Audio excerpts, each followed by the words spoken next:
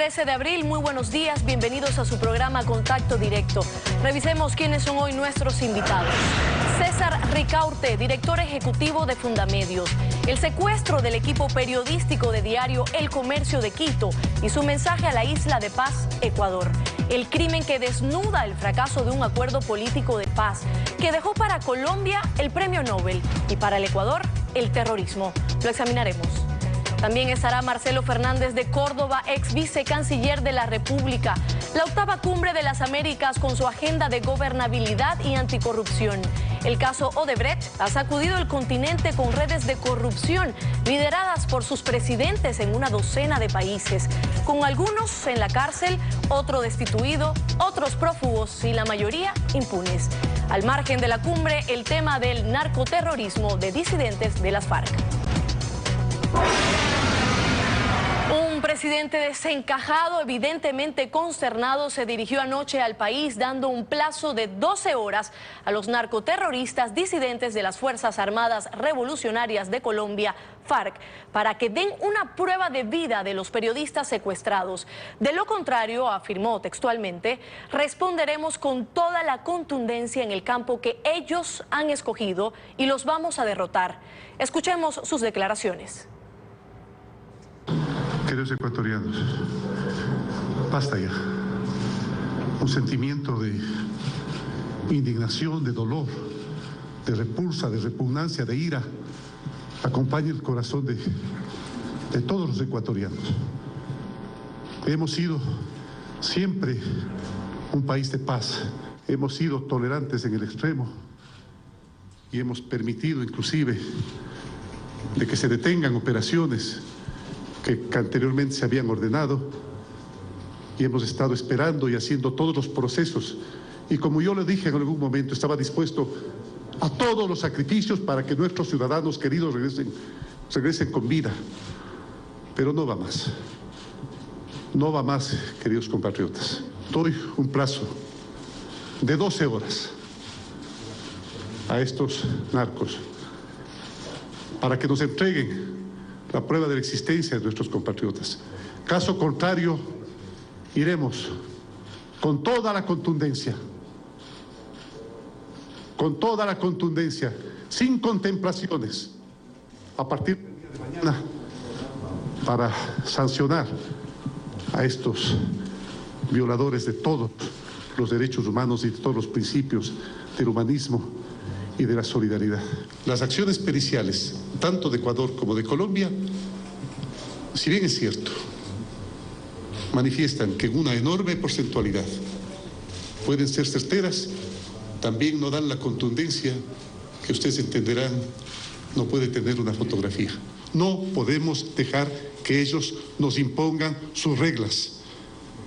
Vamos a darles la lucha y en el escenario que ellos han escogido, en el campo que ellos lo han escogido, y los vamos a derrotar.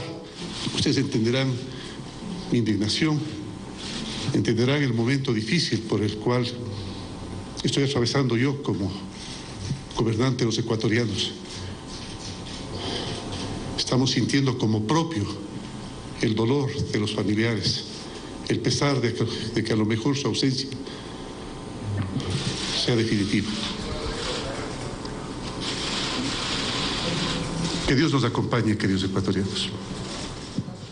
Ante lo ocurrido durante la tarde de este jueves con los periodistas ecuatorianos, el presidente de Colombia, Juan Manuel Santos, expresó en su cuenta de Twitter: hablé con el presidente de Ecuador, Lenín Moreno, y le reiteré que tiene y tendrá todo mi apoyo, el de nuestras Fuerzas Armadas y el del pueblo colombiano. Dolor e indignación entre familiares del equipo periodístico. Allegados a los periodistas piden que el gobierno explique qué fue lo que pasó.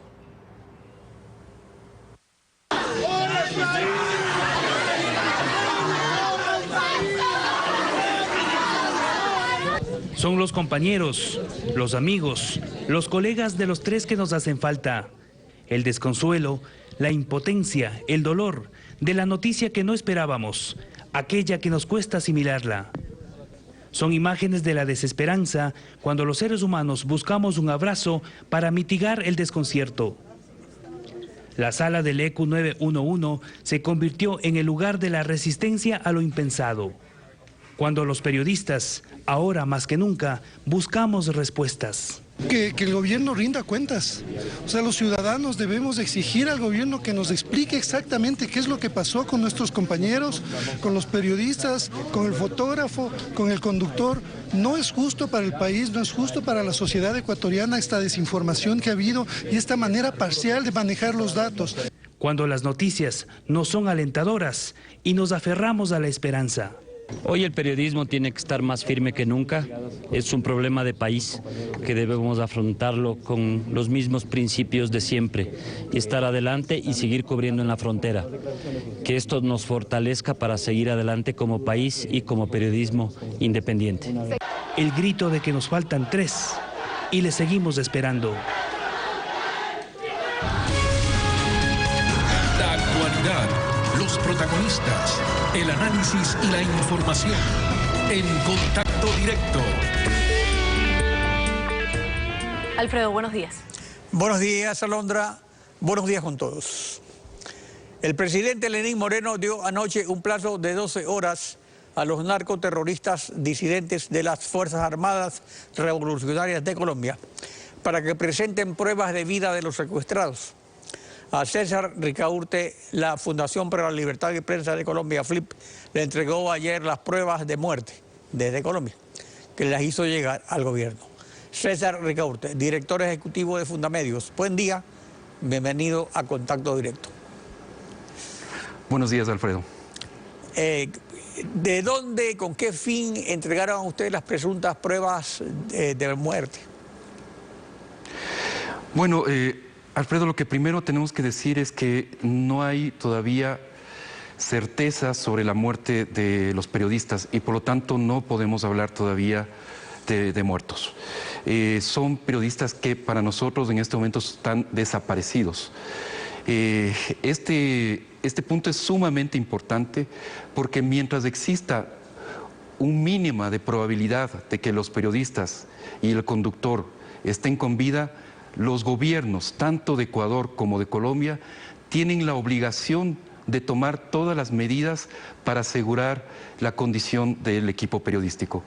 No se puede en este momento iniciar operaciones militares.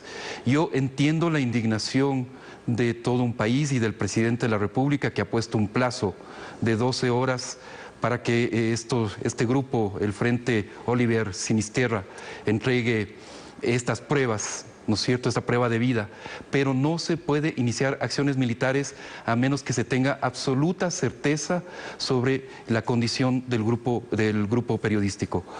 Esto me parece que es fundamental. La Comisión Interamericana de Derechos Humanos, ¿basado en qué instrumento internacional? No, la determinan las mismas autoridades. El mismo presidente de la República ha dicho en su rueda de prensa de ayer que no hay conclusiones, que hay altas probabilidades y que por lo tanto un Estado no puede actuar sobre probabilidades, no puede jugar con la vida de los ciudadanos de esa forma. La Comisión Interamericana de Derechos Humanos dictó medidas cautelares el día de ayer y la principal obligación que impone a los dos estados, al gobierno de Colombia y al gobierno de Ecuador, es precisamente precautelar la vida de los periodistas. Por lo tanto, debemos exigir que los gobiernos tomen las medidas, abran los canales necesarios de comunicación para asegurarnos que los periodistas, la condición de los periodistas y del conductor de Diario El Comercio. O sea, el hecho cierto es que el Ecuador se ha estremecido ante un cobarde acto terrorista con 3 seres humanos que por su condición de periodistas fueron escogidos para amedrentar al país. ¿No ha sido satisfactoria la respuesta de los gobiernos? Usted dice que tienen que establecer canales de comunicación, porque se ha informado que como que si estos canales hubieran existido. Y si le entregan esta información a una emisora colombiana y esta emisora a la Fundación de la Libertad de Prensa y ellos a usted y usted al gobierno, digamos, ahí hay tanta gente de por medio que se nota que no hay un canal de información. Alfredo, para ser exactos, el RCN de Colombia nos entregó ayer simultáneamente a la FLIP y a Fundamedios estas fotografías y nosotros entregamos inmediatamente a las autoridades. Estas fotografías no circularon antes de esta entrega a las autoridades, pero evidentemente lo que usted dice es cierto. Aparentemente, eso es lo que el mensaje que nos transmiten los dos gobiernos, no hay coordinación. Y solamente basta ver este tuit del presidente Santos sobre el caso. Él señala que va a dar todo el apoyo, ¿no es cierto?, el apoyo al gobierno ecuatoriano. No, señor Santos, discúlpeme, esto es responsabilidad de Colombia también. Eso es con responsabilidad compartida, no es que usted nos va a dar apoyo. Discúlpeme, pero usted no nos dan apoyo. Usted es responsable, tanto como el gobierno ecuatoriano. Así que tiene que tomar todas las medidas, todas las acciones para asegurarse que los periodistas del Diario del Comercio están con vida. Y si no están con vida, pues muéstrenos los cuerpos. Pero no pueden iniciar acciones militares antes de que nos aseguremos cuál es la situación del equipo periodístico. El hecho es de que este crimen terminaría con el mito del acuerdo de paz rechazado en plebiscito por el pueblo colombiano y para el Ecuador dejó los desechos del terror. ¿Cómo debería el Ecuador remediar una situación en la que le dejan la peor parte? Realmente la situación en frontera es muy complicada, Alfredo, y evidentemente no solo afecta al periodismo, sino que es un tema de seguridad del país. Y repito, es una responsabilidad compartida de los dos gobiernos. No es solamente responsabilidad del gobierno ecuatoriano, no es solamente responsabilidad del gobierno colombiano. Pero ahora lo Esto tiene que ser afrontado. El presidente Moreno ha dado un plazo de 12 horas que se cumple en poco tiempo. Nosotros pedimos... pidiendo, según usted dice, que no haya acciones militares. Porque probablemente, terminado el plazo, si no hay esas pruebas, habría una respuesta militar. Estamos pidiendo exactamente eso, que no existan esas acciones militares a menos que no existan pruebas concluyentes sobre la situación del equipo periodístico. Iniciar acciones militares sin asegurarse de las condiciones del equipo periodístico significaría una grave falta a la obligación del Estado de preservar la vida de los ciudadanos. En este momento los periodistas no están muertos, están desaparecidos. Una cosa es la reacción de un pueblo pacífico que no debe amilanarse contra el terrorismo y otras las posibilidades reales del Estado ecuatoriano o del Estado ecuatoriano concretamente para enfrentar el desafío. ¿Está preparado el Ecuador institucionalmente para esta amenaza del terrorismo? Bueno, la respuesta a esta crisis ha sido realmente como para ponernos a reflexionar sobre el estado de la inteligencia de las fuerzas de seguridad en el Ecuador. Iniciar una guerra, como prácticamente ayer anunció el presidente Moreno, contra estos grupos irregulares es poner al país en altísimo riesgo. Viene a mi mente y creo que a la de todos una situación como la de México, en donde se declaró la guerra al narcotráfico y se puso a los periodistas en primera línea de ataque, en primera línea de trinchera. Y eso no debe pasar en el Ecuador, definitivamente no podemos permitirlo. Tiene que manejarse con serenidad esta crisis, tienen que tomarse las acciones de los dos gobiernos, en esto reitero, es responsabilidad de los dos gobiernos y por lo tanto se tienen que coordinar mejor, mucho mejor las acciones. Pero esa coordinación es la que siempre ha fallado. Por eso cuando inició el Plan Colombia hace 18 años, se decía que al norte limitábamos con la FARC. Y durante la duración del conflicto colombiano, que ha sido bastante larga, los diferentes gobiernos del Ecuador supieron convivir con el peligro adoptando una postura neutral y el Ecuador no fue contaminado por el conflicto armado. No pasó de ser un país de tránsito para parte del negocio del narcotráfico. Pero después del presunto probable asesinato de los periodistas, ¿será eso posible? ¿Debe repensarse en serio sobre una conducta errática y contradictoria en la última década que sirvió de preámbulo a lo que estamos viendo? Incluso ahora lo que estamos viendo es que la Cancillería negocia con el Frente de Liberación Nacional de Colombia otro acuerdo de paz con otro grupo de terroristas y guerrilleros que siguen actuando. Creo que Definitivamente Colombia, el gobierno colombiano debe tomar el control de su territorio, eso es así. No lo ha tomado, evidentemente hay serias deficiencias en el proceso de paz y esto está afectando al Ecuador. Además, la acción de carteles de la droga en esa zona es realmente conocida. Y estos desafíos de seguridad tienen que ser afrontados de una manera inteligente. No se pueden realizar operaciones militares a gran escala.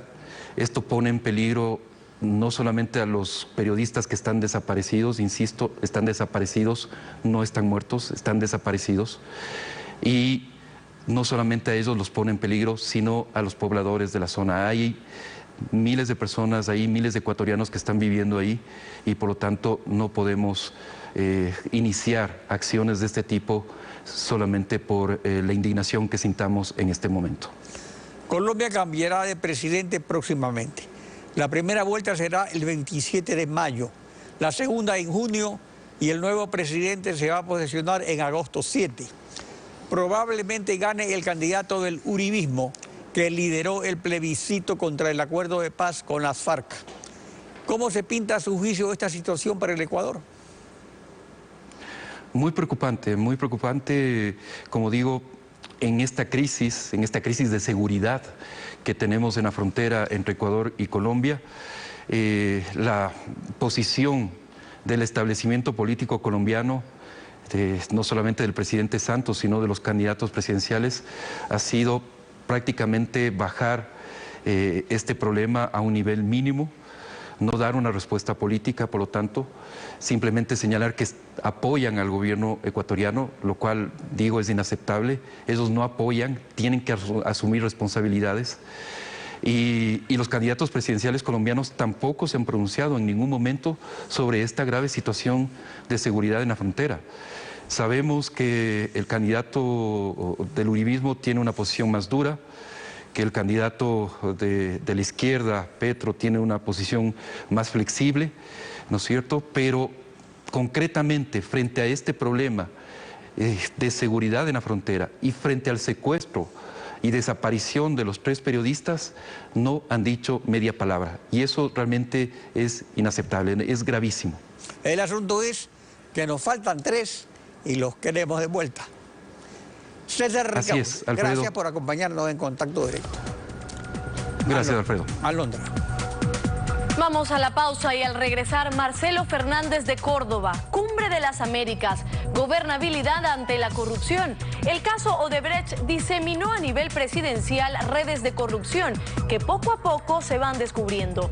La cooperación internacional en la lucha anticorrupción. En pocos minutos estamos de vuelta.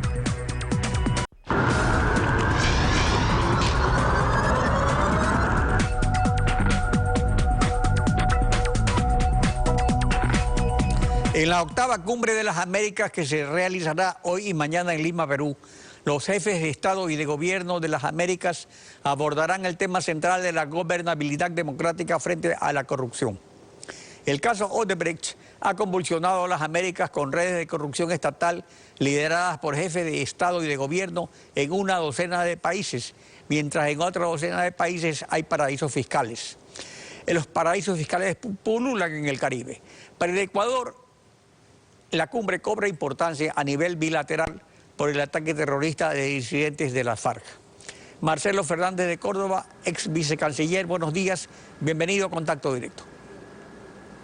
Muchísimas gracias. Quisiera empezar expresando mi solidaridad con los familiares y con los 3 ecuatorianos que en este momento no se sabe exactamente si están vivos o están muertos. Yo creo que el país tiene que permanecer unido para presionar a que exista una solución que esperamos todos, que regresen a sus hogares, que estén vivos y que sean devueltos, que es lo que necesitamos los ecuatorianos para poder organizarnos y saber que estamos frente a un peligro eminente que ya es una realidad. El narcotráfico, la narcoguerrilla que nos está afectando tremendamente a los ecuatorianos en todas las áreas. Aparte de la agenda plurilateral, en estas cumbres también se aprovecha para abordar temas bilaterales de urgencia. Ese es el caso del Ecuador con la amenaza terrorista de disidentes de las FARC vinculados a cárteles de la droga. No va a ser posible porque el presidente ha regresado en su comitiva. Ahora, el presidente Santos ya está de salida con la aureola del Nobel de la Paz por un acuerdo con las FARC que el pueblo colombiano rechazó en plebiscito y que está evidenciando señales claras de fracaso. Pero Santos es aún el jefe de Estado de Colombia. ¿Qué compromiso se puede lograr del Estado colombiano en estos 4 meses que se vienen por delante hasta que Santos salga del poder? Bueno, evidentemente que esto hay que mirarlo de una manera global. Obviamente que el principal interlocutor para nosotros en este momento es Colombia. Precisamente Colombia es copartícipe de lo que está ocurriendo en nuestra frontera.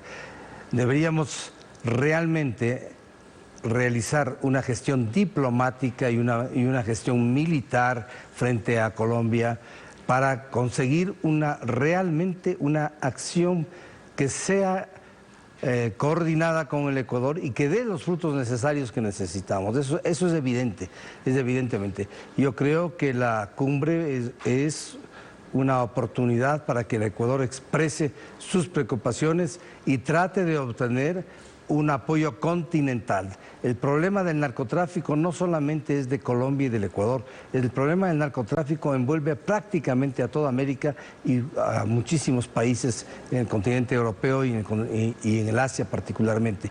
El Ecuador tiene que unir fuerzas para poder luchar contra este cáncer que es el narcotráfico. Evidentemente que lo que estamos viendo en estos momentos es que las autoridades ecuatorianas se han visto debilitadas en los últimos 10 años por la acción del correísmo que prácticamente desarmó a las Fuerzas Armadas, les desorganizó a las Fuerzas Armadas en su lucha contra el narcotráfico. Ahí estamos viendo las consecuencias de que tenemos prácticamente frente a nosotros. Yo creo que esta es la oportunidad de obtener que los 3 ecuatorianos regresen vivos. Yo creo que la prueba de vida que pide el presidente no es prueba de vida, es que tienen que entregarnos a los ecuatorianos vivos. Y obviamente esto nos hace pensar que tenemos que reorganizar nuestra actividad de inteligencia, nuestras Fuerzas Armadas, nuestras fuerzas policiales y obviamente con el apoyo internacional a través de una diplomacia seria que actúe en todos estos frentes. Que lamentablemente no se ha visto una acción diplomática que pueda colaborar para obtener el resultado que se quiere frente a las actuales circunstancias. Usted fue vicecanciller en los años de plomo de Alfaro de Carajo, del M-19, Pablo Escobar y las FARC. ¿Cómo actuar diplomáticamente con un caso en que Colombia se lava las manos y lo empuja hacia el Ecuador, país de tránsito del triángulo de la cocaína? Bueno, evidentemente que ese es un tema fundamental. Hay que hablar con Colombia. Hay que hacer planteamientos serios con Colombia, hay que presionar a Colombia para que actúe conjuntamente con el Ecuador y que actúe en su territorio. Muchas veces en los años anteriores se hablaba que el Ecuador en muchas zonas ya no limitaba con Colombia, sino que limitaba con el narcotráfico y con la FARC. Y yo creo que las acciones nuestras tienen que, en primer lugar, ser claras y precisas en nuestro territorio. Mostrar una fuerza permanente, una fuerza que sea capaz de repeler todo lo que signifique narcotráfico, narcoguerrilla, lavado de dinero que nos está afectando tremendamente y a su vez exigirle a Colombia que haga lo propio en su territorio. Y vuelvo a repetir, no solamente está involucrada Colombia dentro de este tema, el tema es muchísimo más amplio. Si pensamos que el mayor consumidor de la droga es los Estados Unidos, pues tenemos que coordinar y tenemos que colaborar, que conseguir que Estados Unidos colabore con nosotros en esta lucha, que también es lucha de ellos, porque no se puede prescindir de los productores, de los que transportan y de los consumidores, que son los que realmente hacen que este negocio de la droga, que es tan fatal para la juventud particularmente, se lo mantenga en funcionamiento de una manera que realmente pues, es espeluznante las cifras, que la cantidad de dinero que produce este negocio. Respecto sobre todo, obviamente, al acuerdo de paz. Sí. ¿Tuvo el gobierno anterior una actitud pasiva cuando se negoció ese acuerdo de paz en La Habana con las FARC? ¿Debió el Ecuador hacerse presente como tercero damnificado para tratar de evitar lo sucedido? Bueno, evidentemente que esa es una de las fallas fundamentales de los 10 últimos años, el Ecuador haberse mantenido al margen de las negociaciones de paz y actualmente también está al margen de las negociaciones con el FLN, de las negociaciones de paz que están realizándose. O sea, son en Quito, pero Quito. el Ecuador no es parte de la negociación. El Ecuador no es parte de la negociación, pues tenemos que ser parte si somos afectados, tenemos que ser parte de la negociación, saber lo que está ocurriendo dentro de la negociación y dentro de la negociación plantear las necesidades nuestras de garantías que el Ecuador no se vea involucrado en esta tragedia que es el narcotráfico y la narcoguerrilla. Es absurdo pues, mantenerse al margen pensando que no somos parte. Estamos viendo este momento que somos parte clarísimamente del problema y somos los afectados en este momento, porque el afectado es el Ecuador, el afectado son los ecuatorianos que están, a los cuales se le está sembrando el terror, y el afectado son las familias de los 3 ecuatorianos que se encuentran en este momento secuestrados por este grupo guerrillero. Cuando se lanzó el Plan Colombia en el año 2000 pasó algo similar. Ese plan se lo hizo sin que el Ecuador siquiera se entere, aunque Estados Unidos hizo las previsiones del caso negociando la base de Manta. Pero eso era solo una parte, de ahí había otra parte que realmente no funcionó, que es las compensaciones en la lucha contra la droga, compensaciones económicas para disuadir a las poblaciones fronterizas de dedicarse al cultivo de la coca.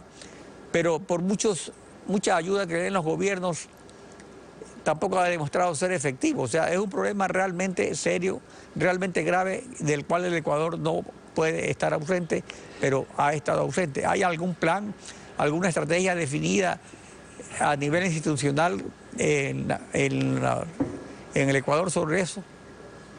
Bueno, evidentemente que no lo hay, eso está clarísimo. El Ecuador no ha dado la importancia que tenía este problema. Usted ha mencionado algo que realmente este rato estamos viendo las consecuencias negativas, el haber cancelado los convenios con Estados Unidos para la permanencia de la base de Manta, que en cierto sentido ayudaba, y estaba clarísimamente que el momento que se retirara la base de Manta, toda la zona de Manabí y Esmeraldas se convierten en zona de paso, pero abierto, completamente abierto de la droga. El Ecuador se convierte inclusive ya en ciertas zonas en productor de droga. Es decir, que se ha incrementado el tráfico de drogas después de que terminó. Eso está clarísimo, está clarísimo. Por eso yo vuelvo a recalcar que es necesario que la diplomacia ecuatoriana, que es a la que le corresponde esto, la Cancillería ecuatoriana, asuma la responsabilidad y obviamente este tema se trate con todos los involucrados, que no solamente es Colombia. El mayor involucrado en el tema droga es los Estados Unidos, que son los consumidores. Es la comunidad internacional, y no solo Estados Unidos, sino que incluso la droga también va a Europa. Es decir, que es un problema de la comunidad internacional. Es un problema prácticamente global, prácticamente global, que nos está afectando, que nosotros tenemos que tener conciencia, ver que hay el problema. No el ocultarnos no nos lleva a ninguna solución. El ocultar nos lleva a lo que estamos pasando este momento, los ecuatorianos con la tragedia que significa de 3 ecuatorianos secuestrados y la posibilidad, porque parecería que la posibilidad es que estén muertos, de acuerdo con las palabras del propio presidente, que hay indicios de que las fotografías son verdaderas, que requieren una confirmación, sí. Y ahora, ¿qué vamos a hacer? Tenemos que realmente revisar toda nuestra política exterior en este tema, revisar nuestra política interna, revisar la política de las Fuerzas Armadas, y yo creo que un punto fundamental... Digamos una posición del Estado ecuatoriano frente a esta desgracia. Marcelo Fernández de Córdoba... El Estado ecuatoriano y los ecuatorianos. Si me permite solamente una cosa... Sí. Gracias, Marcelo, por acompañarnos. Hay que romper hay que romper con las anteriores autoridades del correísmo, que son los causantes mayores de esto y que permanecen en el gobierno. Gracias, Marcelo Fernández. Alondra. Al volver, más reacciones en el caso del equipo periodístico de diario El Comercio. Pausa, ya regresamos. El alcalde de Guayaquil, Jaime Nebot, también reaccionó en su cuenta de Twitter sobre el suceso del equipo periodístico del Comercio y escribió, entre otras cosas, lo siguiente: en 12 horas sabremos la verdad, sabremos si nuestros inocentes compatriotas están vivos o han sido vilmente ejecutados y sabremos también qué acciones concretas va a tomar el gobierno nacional. En estos momentos y después, los ecuatorianos vamos a requerir de firmeza, serenidad y unidad. Nuestro país no puede ser presa del terrorismo. Los 3 miembros del equipo periodístico de diario El Comercio fueron secuestrados hace 19 días mientras realizaban una cobertura en el sector de Mataje, zona limítrofe con Colombia, en el norte de Esmeraldas. Francisco Garcés nos cuenta quiénes son Javier, Paul y Efraín, los 3 periodistas secuestrados, y las primeras declaraciones del régimen. Javier Ortega, periodista profesional, ingresó como pasante a diario Últimas Noticias de Quito en el 2010 con apenas 22 años. Fueron su pasión por el periodismo y su profesionalismo los que le llevaron a integrar la planta de diario El Comercio en el área de seguridad, desde donde ha reseñado temas sobre criminalidad, violación de derechos humanos y corrupción. Paul Rivas heredó su pasión por la fotografía de su padre. Tiene más de 70 cámaras en su colección y se profesionalizó con una maestría de fotografía documental. Ha sido merecedor de más de 20 premios de fotografía por su trabajo en El Comercio durante ya 20 años. Efraín Segarra cumplió 16 años trasladando a los periodistas del Comercio. Conductor profesional durante 36 años. Quienes trabajan con él lo reconocen con un espíritu joven y siempre atento a las necesidades de sus compañeros a los que transporta. Los 3 fueron secuestrados el 26 de marzo pasado en el sector de Mataje, en el extremo norte de Esmeraldas, en el límite con Colombia. La información fue confirmada al día siguiente por el ministro del Interior, César Navas, tras una reunión con familiares y ministros del área de seguridad. 3 trabajadores del medio de comunicación diario El Comercio fueron secuestrados el día de ayer. Ya ha existido un contacto, no podemos dar más detalles porque es un proceso propio de la investigación. Nosotros también presumimos que están en Colombia. Se han hecho ciertas coordinaciones que son básicas porque están en Colombia. La operación tiene que desarrollarla las entidades de Colombia. Desde esa misma noche, decenas de periodistas y familiares se concentraron en la Plaza de la Independencia para iniciar la vigilia exigiendo la liberación de los miembros del equipo de El Comercio bajo el eslogan de "Nos faltan 3". Fue el presidente Lenín Moreno quien anunció la posición del gobierno al respecto. El tema es extraordinariamente sensible, lo repito, por eso es que le hemos dado toda la preocupación que merece. El gobierno está dedicado gran parte del tiempo de su gestión a tratar el tema para lograr nuestro objetivo, que es que ellos regresen sanos y salvos a poder seguir sirviendo a la patria.